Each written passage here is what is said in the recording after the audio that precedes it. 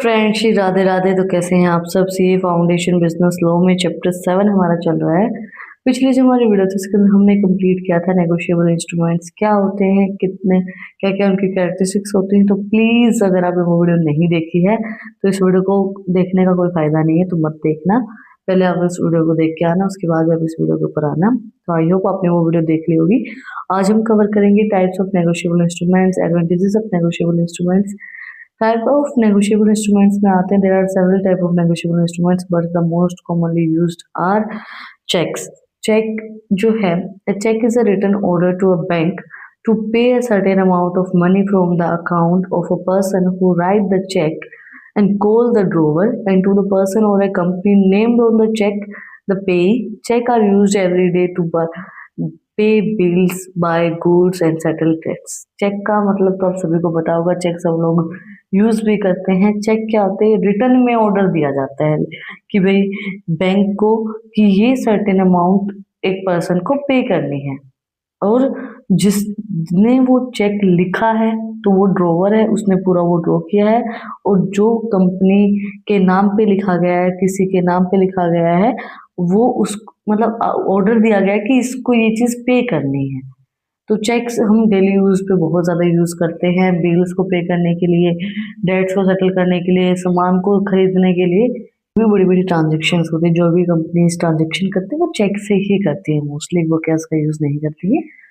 Next हमारा आता है promissory notes. A promissory note is a written promise by one party to pay a specific amount of money to another party at a further date or on demand. It is often used in loan agreements and business transactions. Unlike check, promissory notes can either be secured by collateral or unsecured depending on the terms of the agreement. Promissory note, देखो promise तो झूठे सच्चे किए ही जाते हैं, है ना, लेकिन प्रोमिसरी नोट, अब नोट तो कुछ लिखा हुआ ही होता है। तो प्रोमिसरी नोट एक रिटन प्रोमिस होता है जो एक पार्टी दूसरी पार्टी को करती है कि मैं ये पैसा आपको इस दिन पे दे दूंगा, या फिर जब आप डिमांड करोगे जब दे दूंगा। ठीक है, प्रोमिसरी नोट का मतलब क्या होता है, एक पार्टी, जैसे मैं आपको बोलूं कि मैं आपको 10 दिन बाद इस सब्जेक्ट की वीडियोस दे दूंगी, है ना, या फिर जब आप डिमांड करोगे तब दे दूंगी, तो वही चीज मैं लिख के बोलूं तो वो प्रोमिसरी नोट होता है।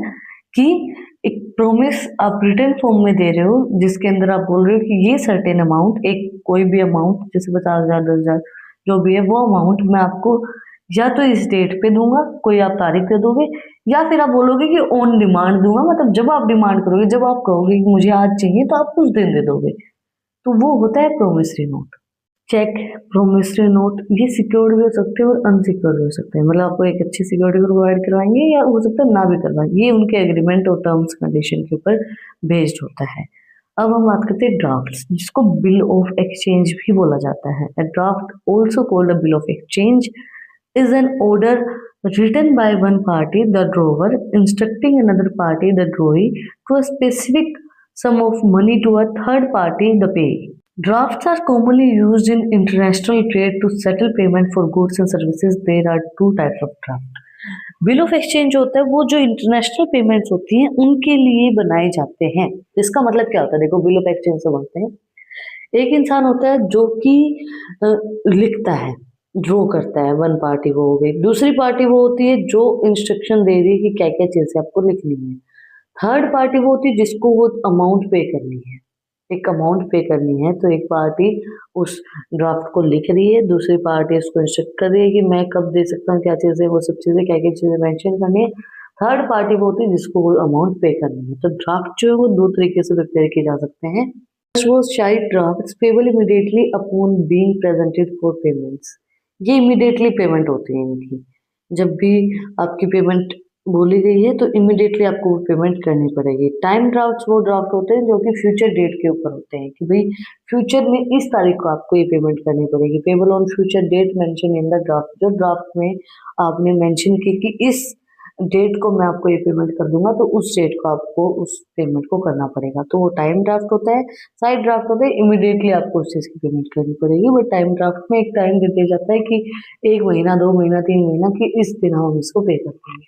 Now, advantages of negotiable instrument. Negotiable instruments provide several benefits for business and individual, including negotiable instrument बहुत से benefits provide करवाते हैं, जैसे कि conventions. These instruments are an easy way to transfer money without needing physical cash. For example, a check can use to pay bills or buy goods without carrying cash.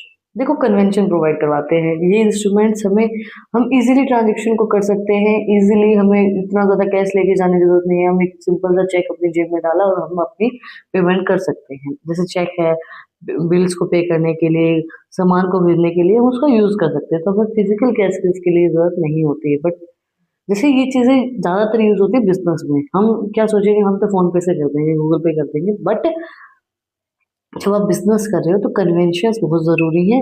आप instruments का इनका use करोगे तभी beneficial चीज़ें रहती हैं। Security, negotiable instruments are generally considered secure because they are backed by written promise or order to a specific amount of money.